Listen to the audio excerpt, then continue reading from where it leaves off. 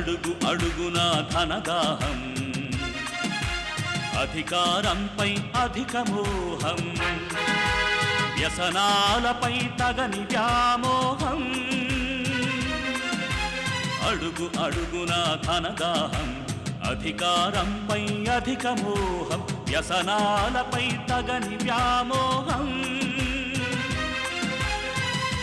ఆధునిక సమాజమేవో ఆటవిక సమూహం, స్వార్థపరుల సందోహంలో ధర్మం ఉనికేవో సందేహం.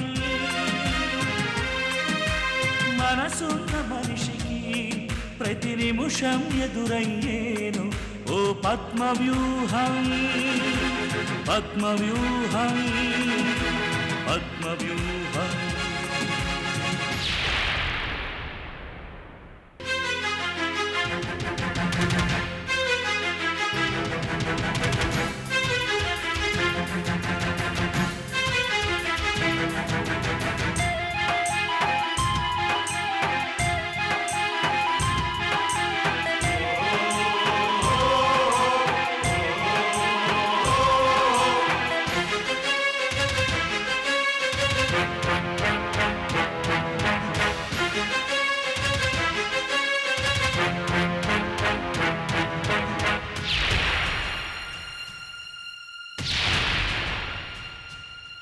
ప్రతి కదలిక వెనుక ఓ లాభానికై చింత, అవసరం లేకుంటే అరక్షణమైన నిలువరు నీ చెంత.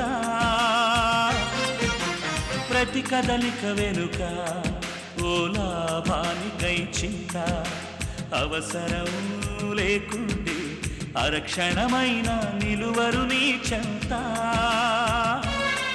ఇది కన్నీటినే వేలం వేసే కసాయి సంత, ఇది కన్నీటినే వేలం వేసే కసాయి సంత.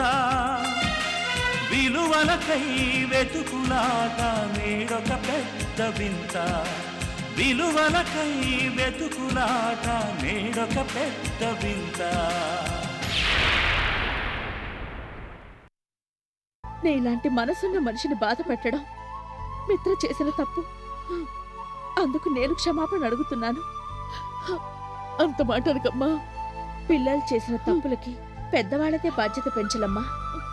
నేను ఒక పని మనిషినే చూసింది కానీ తన మనిషిని చూడలేకపోయింది. అది మిత్ర దురదృష్టం.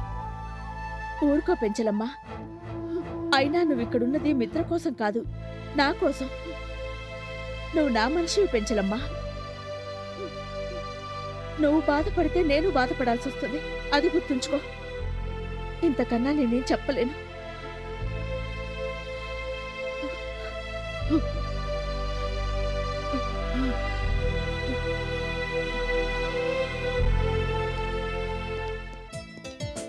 అనుష గారు, అప్ టు డేట్ ఇన్ఫర్మేషన్ తో మీరు ప్రిపేర్ చేసిన స్టేట్మెంట్ చూసి బాస్ చాలా ఇంప్రెస్ అయ్యారు. తొందరలోనే మీకు ప్రమోషన్ గ్యారెంటీ.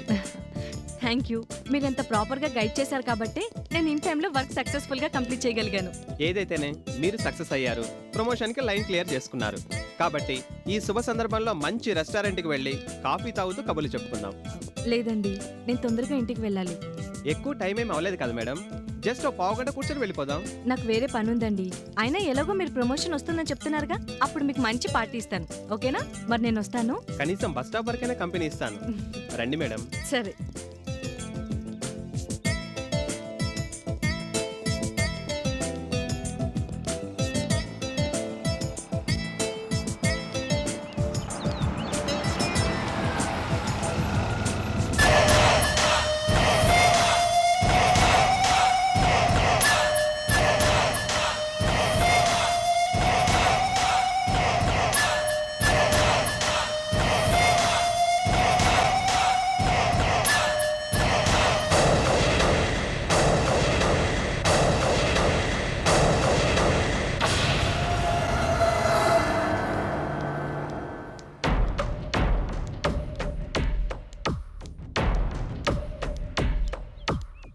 ఇదిగో బాబు.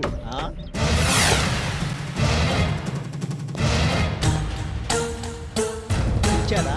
అవును. చెప్పండి సార్, ఏంటి మ్యాటరు? వాళ్ళిద్దరూ నీకు తెలుసా? తెలుసు. ఇక్కడే పనిచేస్తున్నారా? అవును, మా ఆఫీసులోనే పనిచేస్తున్నారు.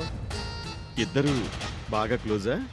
ఏం బాబు, వాళ్ళు క్లోజ్గా ఉంటే నీకేం ప్రాబ్లమా? అబ్బే అదేం లేదు, మరెందుకు అడిగారు? ఊరికే తెలుసుకుందామని. ఏంటి తెలుసుకునేది, పప్పులో ఉప్పు. ఆ, సరే గాని వాళ్ళు లవర్సా? అవును, నీకేమన్నా ప్రాబ్లమా? అంటే వాళ్ళిద్దరి మధ్య ఏమైనా సంబంధం ఉందా? ఏంటి ఉండేది, పప్పులో ఉప్పు. ఆడమగా కనిపించేస్తే అనుమానించేయటమేనా? అక్రమ సంబంధం అంటగట్టేయటమేనా? పోతావు, మట్టు కొట్టుకుపోతావు. ఇంతకీ ఆ మేడం మీదనే నీ డౌటు? అవును. ఆవిడ నీకేమవుతారు? చెల్లా, అబేబే గర్ల్ ఫ్రెండా, కాదయ్యా. పోనీ సెకండ్ సెటప్పా? చచ్చా అదేం కాదు. మరి ఎందుకు డౌటు? ఆవిడ నా భార్య అయ్యా బాబు. వారిని సొంత పెళ్ళ మీద షీడి వర్కా? చదువుకున్నోళ్ళగా ఉన్నావు, ఎందుకయ్యా ఆ చదువు? కట్టుకున్న పెళ్ళాన్ని అనుమానించడానికి సిగ్గులేదు? నీకు బుద్ధి జ్ఞానం ఉందా? అన్నం తింటున్నావా, గడ్డి తింటున్నావా? పెళ్ళాం గురించి అంత నీచంగా ఆలోచిస్తున్నావు? అది బ్రెయినా, డస్ట్ బిన్నా? నీలాంటి అనుమాన పురుగుతో ఏ భార్య కాపురం చేయదు. దేవత లాంటి పెళ్ళాన్ని అనుమానించి నువ్వేం బాగుపడతావు? పోతావు, మట్టి కొట్టుకుపోతావు. మర్యాదగా కారెక్కి వెళ్ళిపో, లేదంటే నలుగురిని పిలిచి మక్కిలు ఎరగొట్టేస్తా. అనుమానపు నాయాల. థు, ఎందుకురా ఏదో బతుకు, పా.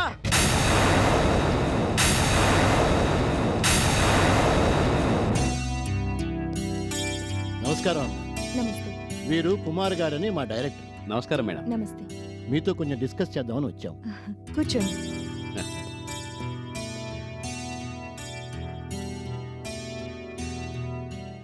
నవల్లో కథ కొన్ని పాత్రల గురించి మీతో పర్సనల్గా డిస్కస్ చేద్దామని వచ్చాను మేడం. ష్యూర్, చెప్పండి. నవల్లో తల్లి పాత్రకు చాలా ఇంపార్టెన్స్ ఇచ్చారు. క్యారెక్టర్ చివరి వరకు ఒకే గ్రాఫ్లో నడుస్తోంది. దానివల్ల మొనాటిని వచ్చే అవకాశం ఉంది. అందుకని కథలో ట్విస్ట్ కోసం చిన్న చిన్న మార్పులు చేద్దామనుకుంటున్నాం.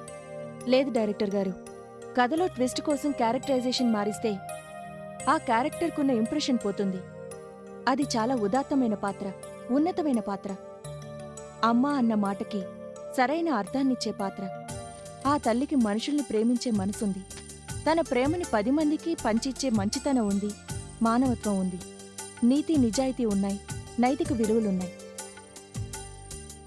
ఎన్ని కష్టాలు నష్టాలు వచ్చినా ఆ తల్లి భరిస్తుంది, కానీ తన వ్యక్తిత్వాన్ని, ప్రిన్సిపల్స్ని మాత్రం వదులుకోదు. ఆ పాత్రకి తనవాళ్లు పరాయి వాళ్ళు అంటూ తేడా ఉండదు.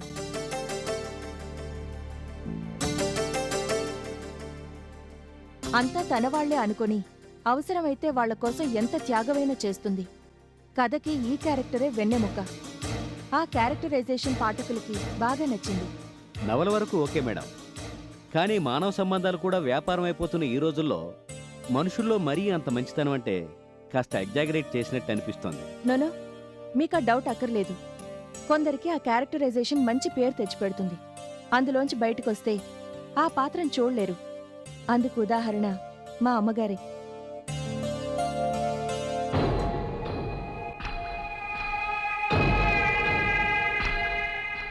ఆ క్యారెక్టర్కి ఇన్స్పిరేషన్ కూడా మా అమ్మే.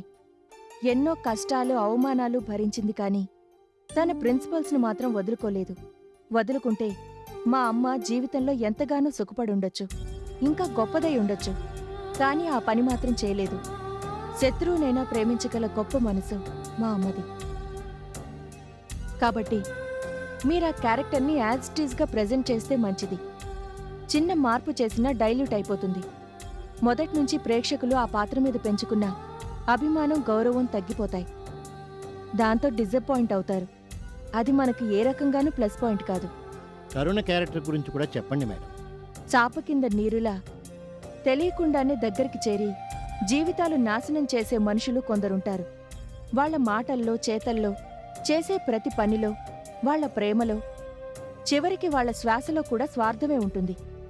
ఊసరు వెళ్లి రంగులు మార్చినట్టు పరిస్థితులను బట్టి వీళ్ళు అప్పటికప్పుడు మాట మారుస్తూ, లేని ప్రేమలు నటిస్తూ వాళ్ల పనులు చక్కబెట్టుకుంటారు. కరుణ వాళ్ల పేరులోనే తప్ప మనసులో అస్సలుండదు. అందుకని ఎంత దుర్మార్గంగానైనా ప్రవర్తిస్తారు.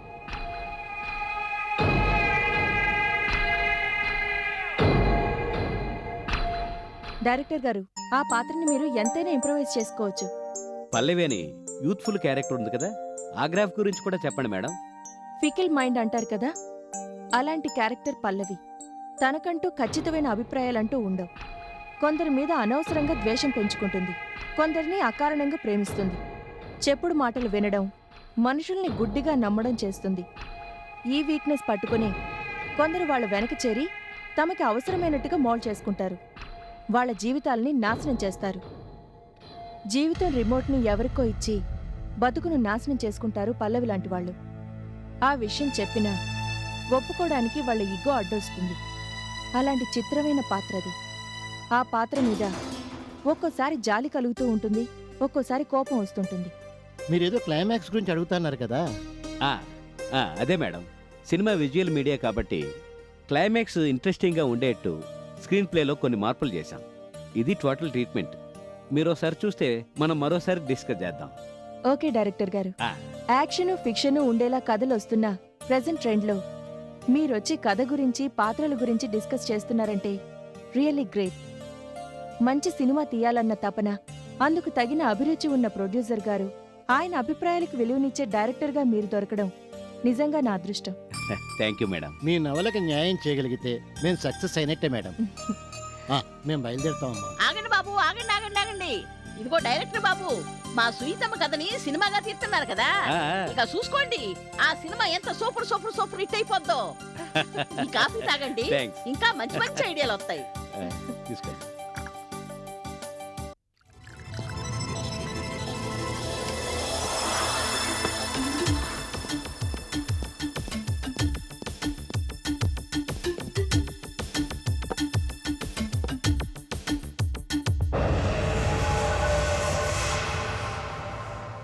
వెల్కమ్ రమేష్ గారు. రండి సార్, మీకోసం వెయిటింగ్. ఏమిటింత లేట్ చేశారు? చిన్న పని మీద బయటకు వెళ్ళాను, అక్కడ బాగా లేట్ అయింది.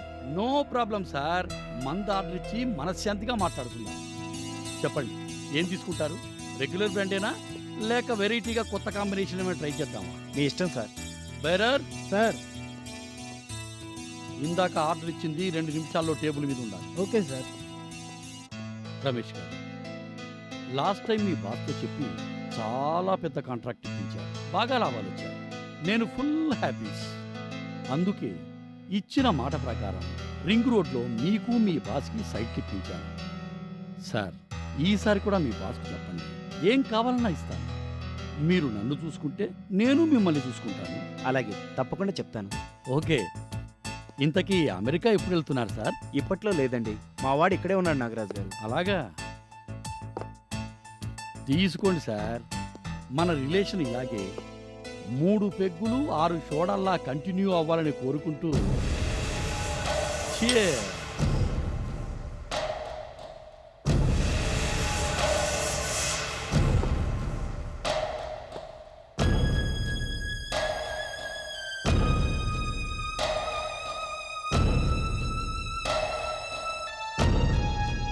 ఏంటి సార్ అంత డల్గా ఉన్నారు? ఏమైనా ప్రాబ్లమా? పర్సనల్ ప్రాబ్లమా? చెప్పకూడదు అనుకుంటే వద్దు సార్, చెప్పమని నేను ప్రెజర్ చేయను. అదేం లేదు నాగరాజు గారు, చిన్న ఫ్యామిలీ ప్రాబ్లం. చెప్పండి సార్, నేనేమైనా చేయగలిగితే చేస్తాను. అదే, మా వాడికి ఓ మంచి సంబంధం వచ్చింది. బాగా డబ్బున్న వాళ్ళు కోటీశ్వర్లు. మీ వాడికి పెళ్ళైంది కదా సార్? పెళ్ళి అయింది, పెటాకులు అయింది. అలాగా, అది ఈ రోజుల్లో కామనేలేండి. అయినా మంచి సంబంధం వచ్చిందంటున్నారు కదా, మరి ఇంకేమిటి ప్రాబ్లం? అక్కడ విడాకులు ఇచ్చేసి ఇక్కడ తాంబూలాలు పుచ్చుకోండి. ఆ అమ్మాయి మెళ్ళో తాళి తెంచి ఈ అమ్మాయి మెళ్ళో కట్టించేయండి, ఫినిష్. అడగగానే ఇచ్చేయడానికి అది విస్కీ కదా నాగరాజు గారు. విడాకులు అంత తొందరగా రావు. అందులోనూ విడాకులకు మా కోడలు ఒప్పుకోవడం లేదు, కాగితాల మీద సంతకాలు పెట్టనంటుంది. అదేమిటి? డబ్బేమన్నా కావాలేమో అడగండి, ఇచ్చేద్దాం. అవన్నీ అయిపోయాయి, పని మాత్రం అవ్వలేదు. అలాగని కాళ్ళ దగ్గరికి వచ్చిన ఈ సంబంధం వదులుకోవటం ఇష్టం లేదు. ఇంతకీ మీ లాయర్ ఏమంటాడు? ఏమంటాడు? మీ కోడల సంతకాలు చేయకపోతే ఏమీ చేయలేమన్నాడు. ఆ మాట ఆయన చెప్పేది. తలమాసిన వాడు ఎవడైనా అదే మాట చెప్తాడు. ఇంతకీ ఆయన లాయరేనా? లాయర్ ఎవరనుకున్నారు నాగరాజు గారు? విడాకుల విశ్వనాథం. ఆయన పేరున్న లాయరే కదా సార్. మొగుడు పిల్లలు వద్దంటున్నా ఫీజు కోసం అరగంటలో విడాకులు ఇప్పించేస్తానని చెబుతాడు. కరెక్టే, కానీ మా కోడలు సంతకాలు పెట్టినంది కదా. మరి ఏం చేయాలంటాడు? అమ్మాయి మానసిక స్థితి బాగలేదనో, సంసార జీవితాన్ని పనికిరాదనో, ఎవరితోనైనా అక్రమ సంబంధం ఉందని ప్రూవ్ చేయగలిగితే వెంటనే విడాకులు ఇప్పిస్తానన్నాడు. మరి ఆ మాట ముందు చెప్పలేదేం సార్? ఆ ఒక్క లాస్ట్ పాయింట్ చాలు మీ కోడల్ని బుక్ చేయడానికి. అదేంటి అంత సింపుల్గా చెప్తున్నారు? మీ కోడలికి ఎవరితోనో సంబంధం ఉందని ప్రూవ్ చేయాలి, అంతే కదా? అవును. అది మన చేతిలో పని సార్. ఏమిటి నాగరాజు గారు మీరు అంటుంది? అది చాలా సింపుల్ సార్, దానికి నేను ఉన్నాను కదా. ముందు మీరు పెగ్గేయండి.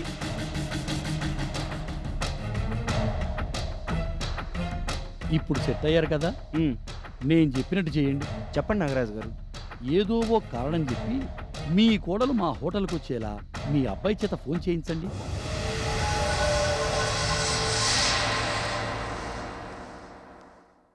రాకృష్ణవేణి, కూర్చో. ఇదే నా ఆఫీస్. మేనేజర్ గారు, ఓసారి నా క్యాబిన్కి రండి. నీలాగే సింపుల్గా చక్కగా ఉందక్కయ్య ఆఫీసు. జీరోతో ప్రారంభమైన నా జీవితానికి ఓ లక్ష్యాన్ని, గమ్యాన్ని నిర్దేశించి నన్ను ఈ సీట్లో కూర్చోబెట్టారు తాతయ్య. అలా ఈ ఆఫీసే నన్ను ఆదుకుంది కృష్ణవేణి. నన్ను మనిషిని చేసింది, నాకో స్థాయినిచ్చింది. కాకపోతే మిడిల్ క్లాస్ నుండి మేనేజ్మెంట్ స్థాయికి రావడం వెనుక ఎన్నో ఒడిదుడుకులు, అవాంతరాలు, అవమానాలు. కాని తాతయ్య ఆశీస్సులు, అండదండలే ఇవాళ నన్ను ఈ స్థాయిలో నిలబెట్టాయి. 10 మందికి సహాయం చేసే అవకాశాన్ని కల్పించాయి. ఏరు దాటగానే తెప్ప తగలేసే స్వార్థపరులున్న ఈ రోజుల్లో రక్త సంబంధం కాని, ఏ రకమైన అనుబంధం కాని లేని తాతయ్య మీద ఇంత కృతజ్ఞత చూపిస్తున్నావంటే నువ్వెంత మంచిదానివక్కయ్యా. నమస్తే మేడం. నమస్తే. ఆ మంత్లీ ప్రోగ్రెస్ రిపోర్ట్స్ అడిగాను. ఇవిగో మేడం.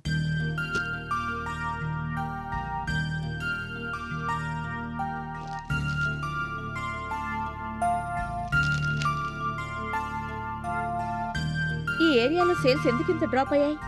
కావలసిన స్టాఫ్ లేరా? మార్కెటింగ్ చేయడం లేదా? యాక్చువల్ ప్రాబ్లం ఏమిటి? దానికి సంబంధించిన రిపోర్ట్స్ ఏమైనా ఇచ్చారా? లేదు మేడం.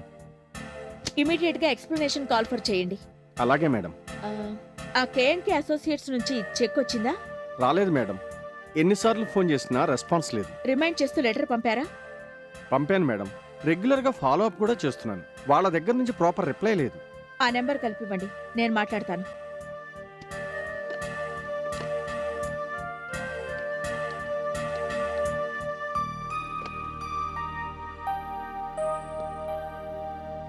హలో, నేను Mohan group of industries MD గౌరీని మాట్లాడుతున్నాను. మా చెక్ ఎప్పుడు పంపిస్తున్నారు? ఏంటిది, ప్రతిసారి ఏదో కారణం చెప్తున్నారు. ఎస్, మా ఫోన్ కాల్స్కి, లెటర్స్కి రెస్పాండ్ అవనంత బిజీగా మీరెప్పుడూ ఉండాలనే కోరుకుంటాను. అట్ ద సేమ్ టైం ప్రాపర్గా రెస్పాండ్ అవ్వడం కూడా బిజినెస్లో ఒక భాగమేనని, అలా అవ్వకపోవడం మీ మీదున్న నమ్మకాన్ని దెబ్బతీస్తుందని కూడా మీకు గుర్తు చేస్తున్నాను. మంచితనాన్ని బలహీనతగా తీసుకుంటే తర్వాత పరిణామాలు దారుణంగా ఉంటాయి.